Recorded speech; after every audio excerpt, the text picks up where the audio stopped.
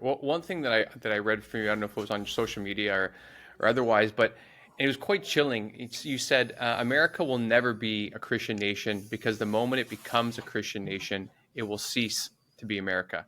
And Mm-hmm. man, from the rhetoric you hear from the right, like we spoke a little bit that there was a pastor that's been burning your book, The Founding Myth, and has really used your idea that this is not a Christian nation, America is not a Christian nation, to Mm-hmm. kind of rally this sort of vitriol and fervent anger in his base that seems the GOP has been so good at for the past, I don't know, 10 years plus. And do you have any sense of where this was born? I mean, like right now you have a Speaker of the House who says, if you want to know my worldview, go and read the Bible. So at some point, it seems there was this shift from conservatism to straight Christian nationalism, and we're going to make Mm-hmm. this country exactly what the Bible says. Like, where might have this been born of? Yeah, it's a really good question. And it gets to the why that is at the heart of Christian nationalism. Like, why are we seeing this rise of Christian nationalism over the last decade, really, or even a little bit longer, you could say? Right. And the answer is that it is largely a backlash against equality realized. Right? So conservative white Christian Americans' status as the dominant group in American society is threatened. It has been for some time. They're losing the quote culture wars, which I think is a silly phrase that is often used to mask attacks on human rights. Their benighted ideas and ideology are wildly unpopular. They are losing at every turn the privilege and the deference which they believe they are due. And we know that when a dominant group or a caste in a society feels that its status is threatened, that it reacts or overreacts by seeking to retain that status. And that is why they're turning to Christian nationalism. That's why they turned to violent insurrection on January 6th. That's why they are tearing down democratic norms. That's why they're looking for these so-called strongmen like Trump and DeSantis. And that's why they're seeking the weapon of religious freedom, equality.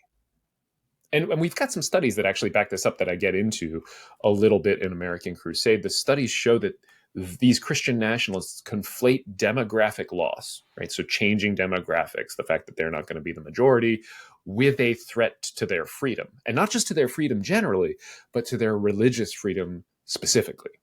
And what that Right. tells us is that they fundamentally misunderstand religious liberty as privilege. Right. And the thing that's really important to understand is that equality, even when it means the erosion of privilege, is not discrimination, right? We're actually not in this country. We're not expanding rights or giving out new rights. We are recognizing rights that have always existed under the law, but were never enforced. We are affirming the humanity of our brothers and sisters and siblings and admitting that we've been wrong. So as we realize those aspirational values that are implicit in we the people and equal justice under law and these other founding maxims, as we recognize that humans are human and worthy of rights for that reason, conservative white Christian America is dying this slow demographic death and rebelling. They are raging against the dying of their privilege. And that is why you're seeing this spike in Christian nationalism right now. Right. Yeah, that is really interesting because yes, demographically, obviously, if you're one of the tenets of your country is to take all the huddled masses, well, those huddled masses aren't necessarily going to be you. So Mm-hmm. just the way, like if you look at Canada, it's a really great example. When I was growing up in Ontario, it was all Western European Catholics that had come over to work after the war.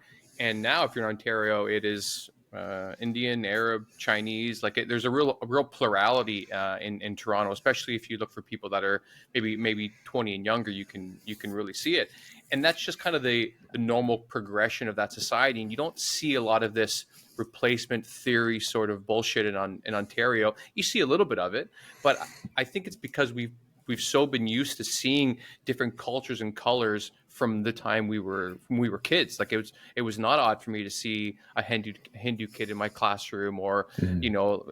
it just wasn't.